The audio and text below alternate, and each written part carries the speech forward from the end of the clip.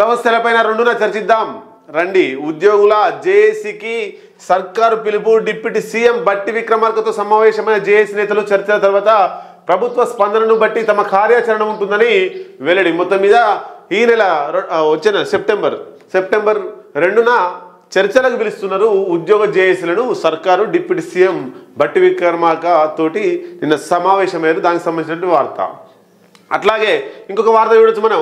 వరద బీభత్సం. రాష్ట్ర వ్యాప్తంగా 2-3 రోజులుగా కురుస్తున్నటువంటి వర్షాలకు రాష్ట్రం అతలాకుతలమైంది. గ్రామాలే మునిగిపోతున్నాయి.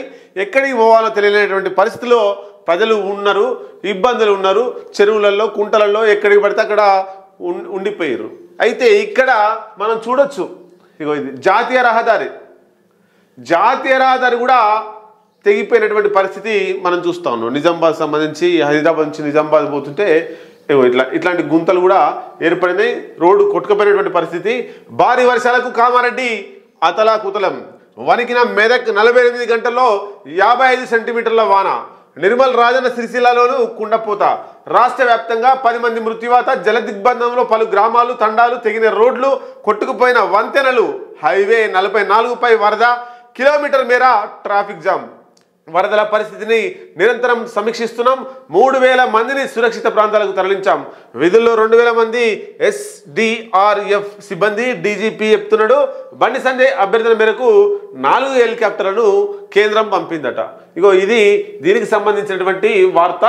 నేషనల్ హైవే 44 హైవే మీది కూడా వరద వచ్చి వరద బీభత్సం సృష్టించింది. మొత్తం మీద ఏరియల్ సర్వే చేస్తున్నాడు రేవంత్ రెడ్డితో పాటు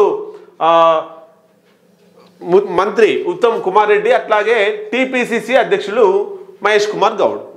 ఇగో ఇక్కడ ఒక తప్పు ఉంది. ఒకసారి మనం చూసినట్లయితే ఏం తప్పు ఉంది అంటే, టీపీసీసీ మహేష్ కుమార్ గౌడ్ ఆయన ఏ హోదాల హెలికాప్టర్ సర్వే, ఏరియల్ సర్వేలో కూర్చున్నాడు అనేటువంటిది మనకు కావాలి. ముఖ్యమంత్రి ఏరియల్ సర్వే చేయొచ్చు, మంత్రి ఏరియల్ సర్వే చేయొచ్చు. ఒక పార్టీకి అధ్యక్షుడిగా ఉన్నటువంటి వ్యక్తి ఏరియల్ సర్వేలో పాల్గొనొద్దా మీరు కామెంట్ రూపంలో తెలియజేయండి. ఒకవేళ ఏరియల్ సర్వేలో ఎమ్మెల్సీ కానట్లే, ఎమ్మెల్సీ ఏరియల్ సర్వేలో పాల్గొనాల్సిన అవసరం లేదు. అందుకంటే పెద్ద మంత్రులు ఉన్నారు, ప్రభుత్వ అధికార యంత్రాంగం ఉంది, సిఎస్ ఉన్నాడు, రకరకాల ఐఏఎస్ ఐపీఎస్ అధికారులు ఉన్నారు.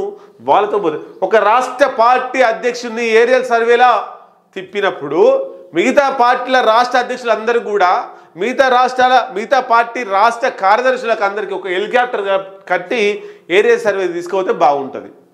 మీ పార్టీ అధ్యక్షుడని ఏరియల్ సర్వేలో తీసుకొని పోతున్నారా హెలికాప్టర్లో? ఈ రాజకీయాలు చూడండి. ఏమన్నా కాంగ్రెస్ పార్టీ నుంచి సేవా కార్యక్రమాలు, సేవాదళని, యూత్ కాంగ్రెస్ అని, ఎన్ఎస్యూ అని ఇవన్నీ ఉంటాయి. వాళ్ళకి పిలిపి ఇవ్వాలి రాష్ట్ర అధ్యక్షుడు. మీరు సేవా కార్యక్రమాల్లో పాల్గొనండి అని చెప్పి ఏరియల్ సర్వేలో ముఖ్యమంత్రితో తిరుగుతున్నాడు.